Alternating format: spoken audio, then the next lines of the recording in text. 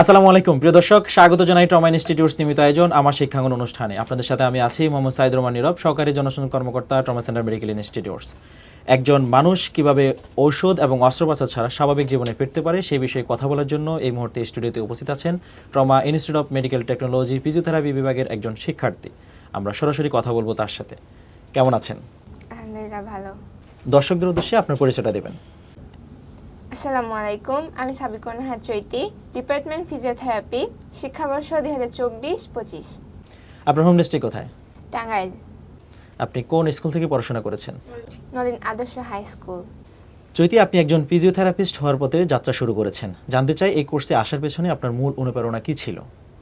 ছোটবেলায় আমার এক চাচা রোড অ্যাক্সিডেন্টে হাঁটার ক্ষমতা হারিয়েছিলেন। তখন একজন ফিজিওথেরাপিস্টের সহায়তায় ধীরে ধীরে তিনি হেঁটে দাঁড়ান। সেই সময় ভাবি, কি অসাধারণ এই কাজটা, কাউকে সুস্থ করা নয়, জীবন ফিরিয়ে দেওয়া। এই ভাবনা থেকেই ফিজিওথেরাপির প্রতি আমার আগ্রহ জন্মায়। অনেকেই ফিজিওথেরাপিকে এখনও কেবল ম্যাসাজ বা জিম জাতীয় কিছু বলে ভাবেন। আপনি কিভাবে ব্যাখ্যা করেন এই প্রকৃত রূপ? ফিজিওথেরাপি আসলে একটা পূর্ণাঙ্গ শিক্ষা শাখা।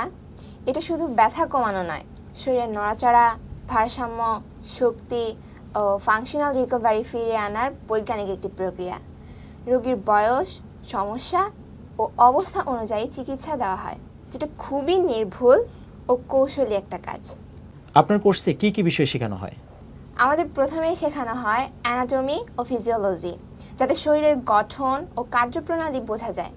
তারপর therapeutic exercise, electrotherapy, pathology, manual therapy ইত্যাদি। আমরা শুধু থিওরি নয়, প্র্যাকটিক্যালও নিয়মিত ক্লিনিক্যাল ট্রেনিং পাই। ফিজিওথেরাপির কোন অংশটিকে আপনি সবচেয়ে বেশি আকর্ষণ বলে মনে করেন? যখন আমরা সরাসরি রোগীর সাথে কাজ করি, তখন সবচেয়ে বেশি অনুভব করি এই পেশার মানে কি। একজন স্ট্রোক রোগী যখন ধীরে ধীরে হাত পা নাড়াতে শেখে, সেটা শুধু চিকিৎসা নয়, একটা সম্পর্ক, একটা ভালোবাসা। এই কোর্স আপনাকে কেমনভাবে বদলে দিয়েছে? এই পেশা আমাকে অনেক বেশি সহানুভূতিশীল ও দায়িত্ববান করে তুলেছে। আগে হয়তো আমি শুধু সমস্যার কথা ভাবতাম, এখন সমাধানের পথে হাঁটতে শিখেছি। আপনার পরিবার বা বন্ধুরা কেমন সাপোর্ট দিচ্ছেন? আলহামদুলিল্লাহ, আমার পরিবার সব সময় পাশে থেকেছে। এখন বন্ধুরা আগ্রহ নিয়ে জানতে চায় আমি কি শিখছি।